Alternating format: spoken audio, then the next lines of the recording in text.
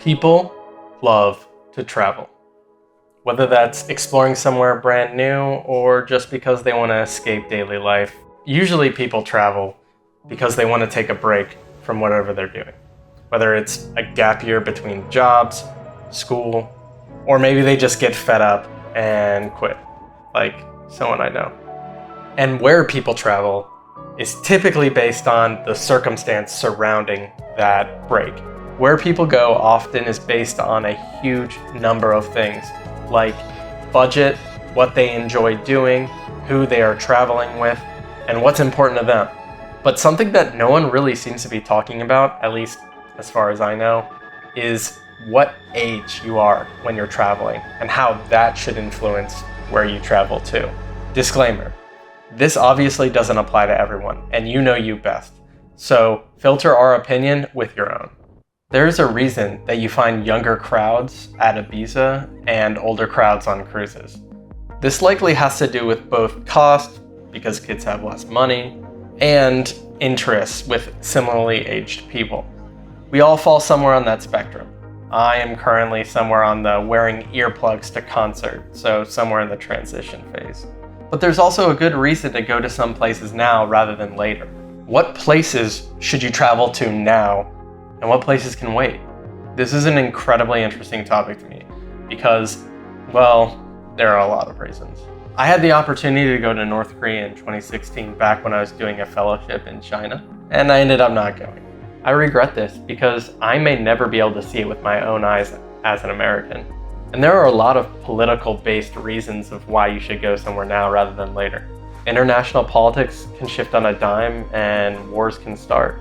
When we were living in Spain, we really wanted to travel to Eastern Europe, and that was something that really didn't make sense because Ukraine and Russia are at war. One of my best friends is from Ukraine, and he feels like he'll never be able to go back because of what's happened. Things like this pop up all the time, so I highly recommend that you think about how you prioritize your list. And this can change depending on where you're from, because obviously each country has its own politics. There's no real perfect way to figure this out, but just use your best judgment and your knowledge and maybe do some research to figure out where it makes sense to go now if political tides shift. Even if you have access to that place later on, it may look completely different from when it was before. Unfortunately, global politics and governments aren't really concerned with your travels as much as you are, or most of the world's population in general, to be honest. Somewhat a related topic is visas. There are many types of visas you can get for all kinds of places. Typically, if you just want to visit for a short time, you either already have some kind of tourism visa attached to your passport, but make sure to check this, or you need to just fill out a simple application. Literally, some places you can download the app and go through it while you're waiting in customs. Wouldn't recommend it, but it's possible. However, if you want to stick around a place longer than just a couple months or however long your normal tourist visa goes, you probably need to apply for a longer term visa, which is usually much more difficult to get. These more serious visas require more serious reasons like work or education. That being said, it can be pretty worthwhile because you get to shift your perspective away from a tourist to more of a person who is trying to understand the culture and get acclimated and see the country through a different perspective. This day-to-day living mindset is a much better way to learning cultural norms and the lifestyle of the population. That being said, it does happen to take away from the time, energy, and resources to maybe do the things that you really want to do. If you want to go through this option though, you are in luck for both younger and older audiences. Typically, if you're older, you can get something called the non-lucrative visa or some kind of retirement visa. This allows you to just prove that you have enough funds to support yourself, and then you can apply for the visa and be there for much longer term. These sometimes even have routes towards residency because a lot of people who use these visas are planning on staying for the long haul. Some level of passive income works for this too. Now for younger people, sometimes there's a visa called something like a working holiday visa, and this has restrictions based on, instead of an age requirement to be older than, you actually have to be younger than. So for example, New Zealand has a working holiday visa where you have to be under the age of 30. Technically, it's applying before you're 31, but you get the picture. Now, this visa is exactly what it sounds like.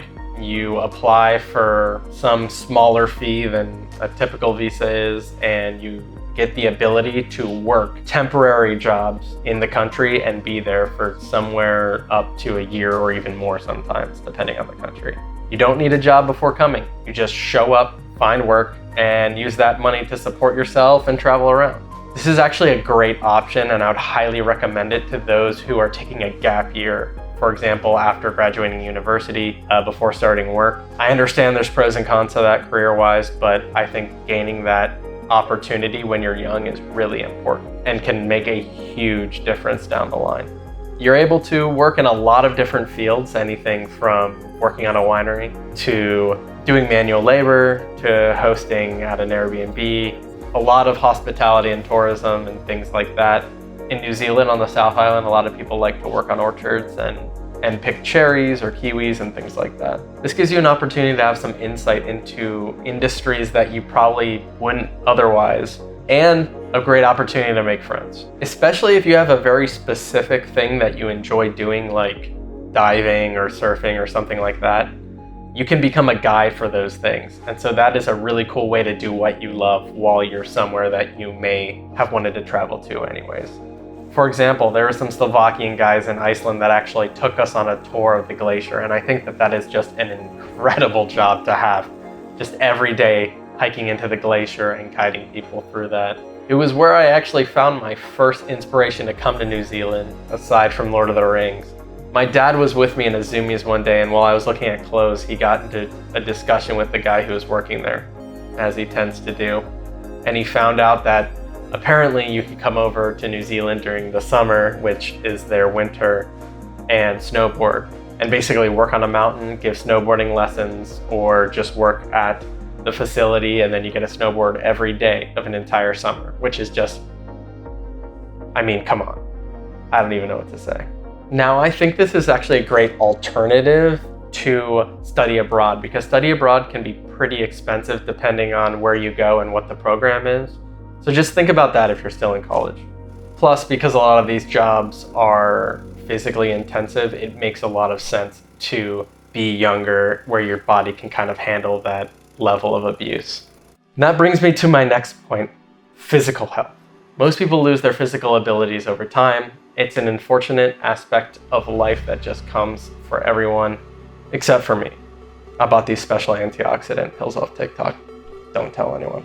But for the rest of you, you should probably think about places that are more and less accessible, or places that might require more physique to do the things that you want to do there. This could include something like hiking the Great Wall of China, to snorkeling in the Great Barrier Reef, or maybe even bungee jumping in Queenstown. Okay, well, the last one takes a little bit more guts than fitness, but you get my point. Even exploring some of the more ancient cities of Europe, which have cobblestone streets and stairs everywhere. Imagine pulling a large suitcase around behind you when you're 85 years old. It's not gonna happen. I guess at that point, you could probably get an Uber. My opinion, do these more risky and more difficult and adventurous journeys when you're on the younger side, before that hike, summit, or activity is just too dangerous or risky for you and you end up regretting it. And that brings me to my next part, which is sickness, or being able to keep yourself healthy. This kind of swings both ways, because on the one hand, if you're younger, you're probably going to be able to handle sickness and bacteria a little bit better. You'll be able to bounce back and recover a little bit faster and get back on your way. Whereas if you're older, even the common flu could be devastating. But on the other side, are you able to afford being sick or becoming injured? Do you have the money to get the healthcare you need? Travel insurance can help, and some places do have socialized medicine that could definitely stave off some of that cost, but it's just something to consider. Budget is an entirely different thing to consider. Of course, when you plan a trip, you think of what you can afford. It all depends on how you live your life and the choices you make along the way. But typically, people make higher salaries as their life goes on. So what does that mean? There's a reason why older people are on more luxurious trips or cruises. They can afford it. And it's kind of beneficial that those types of vacations are also more structured around safety and accessibility. So it's something worth considering, and maybe you can punt that more luxurious vacation off to a little bit later. Well, maybe just something. We all like some luxury every once in a while. Our families probably aren't buying this at all. We ended up staying in a room the other day in Copenhagen, and it was probably the size of 2 couches stacked on top of each other. And that's kind of the decisions we make right now, because we can afford to be a little bit harder on our bodies so that we can save some money now. But hear me now, when I am older, you will see me throwing it back on the Royal Caribbean deck. So my final big factor is risk. And this basically ties into most of my points throughout the video. Now, I understand, travel always comes with risk.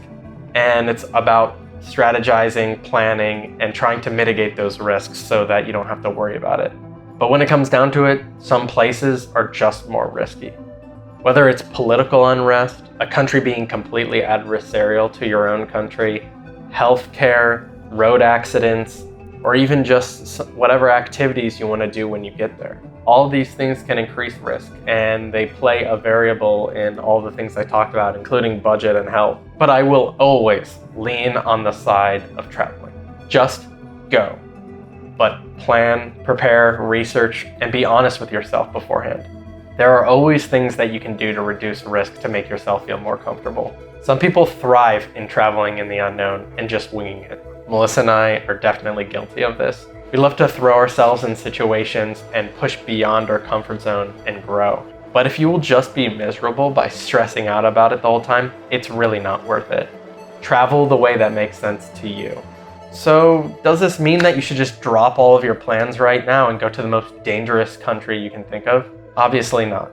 But maybe next time you start planning your trip, or you're having one of those Instagram doom-scrolling wanderlusts, consider when or if you'll be able to go to that place in the future. All right, thank you guys so much for listening to the video. This was kind of a rant. It was a little bit of a thing that I wanted to talk about for a while now, and I had been thinking about it. So thank you for letting me share that with you. What are your thoughts? Put them in the comment section below. I'd love to hear what you guys think about this. Of course, there's no hard or fast rules, but I'm interested. Going forward, we'll be putting out more content, so please subscribe. I think the button's supposed to light up. This is new to me. If not, you can still hit it. And I will see you guys next time.